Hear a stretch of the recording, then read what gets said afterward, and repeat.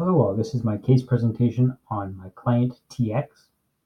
TX is a male high school student, he's 15 years old, and he came to see us with his mother, who's also in counseling with us.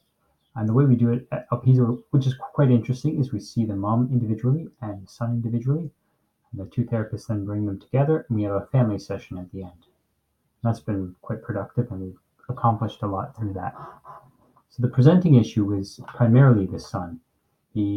Since his parents' separation about 4 years ago, he's had a lot of feelings of sadness and hopelessness. He expresses or uses the word depression, and he's also had anger issues. In fact, about a year ago, he was upset with his mother and ended up punching a hole in the wall. And that's not something that's reoccurred, but it's something to be aware of. So we begin with an informal interview. We do some assessments. We use the MBTI, and he's an INTP, and the mother's an ESTJ. And so if you're aware of the type system, there's a lot of conflict that can happen in these two types. The mother can be a little controlling, and that's from our experience as therapists, not just from the typology. And she's also very driven, organized, and likes lists. He, on the other hand, is a perceiver, and he's kind of averse to lists and to the control he perceives she has over him. And so there's a lot of conflict there just in personality types. A second assessment that we use is just scaling his emotions. So we used scaling for his anger. So I worked with my supervisor, and he asked him how he experienced anger 5 years ago on a scale of 1 to 10.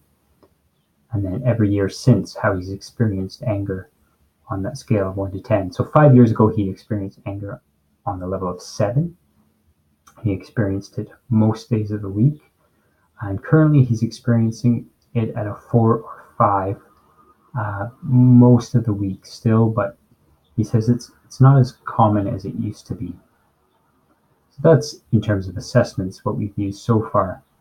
In terms of the informal informational interview, kind of collecting the history of this young man, we found out that his parents separated, as I mentioned, and kind of one of the issues is that he hasn't got any resolution or closure on why they separated. They haven't talked to him about it, and he has actually attempted several times with both his mother and his father to talk about the separation, and they are unwilling to tell him why they separated.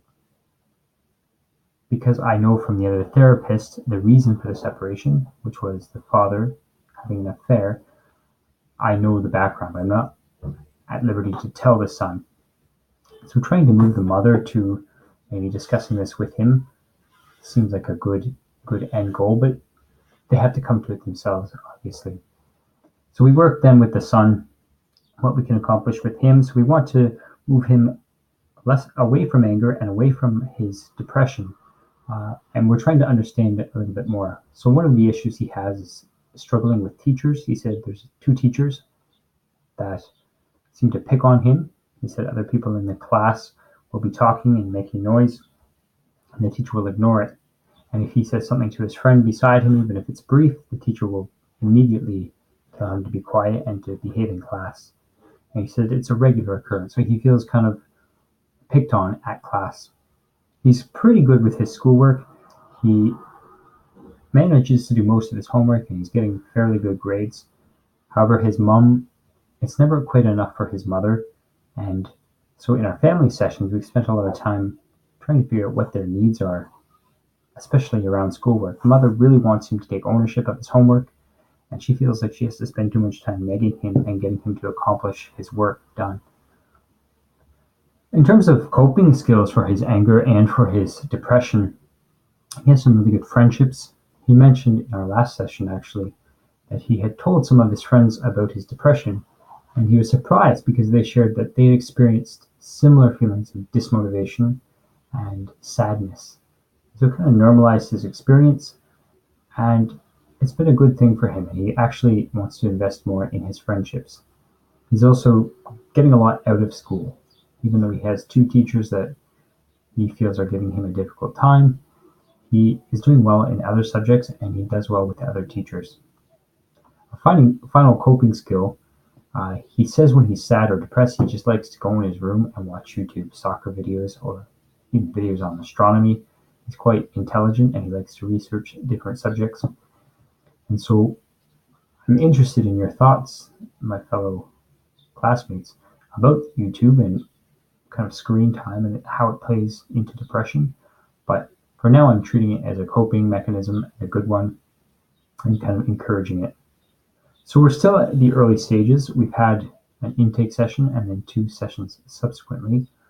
And we've primarily been building a relationship with the client, building that alliance, trying to get the story and understand the story. I've encouraged the healthy coping mechanisms. I've encouraged him to really express himself more to his mother, to tell her what he needs from her, what he wants from her. And I hope the same for her.